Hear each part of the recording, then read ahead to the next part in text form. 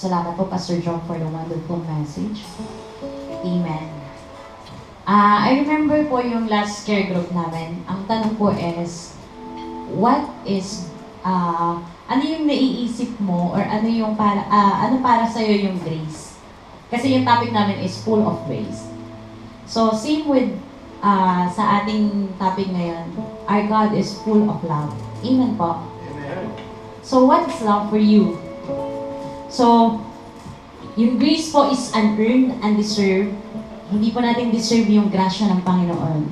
Pero dahil sa pag-ibig ng Diyos, binigay niya yun sa atin. So, dahil sa pagmamahal ng Panginoon sa ating lahat, kahit na tayo ay makasalanan, He gave us His only one and Son to save us for our sins.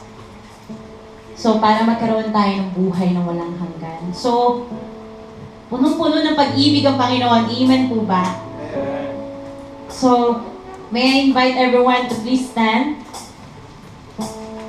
So as we sing our response song, let this song be our declaration that God is faithful. His love never fails. His mercy new every morning. And He holds us in His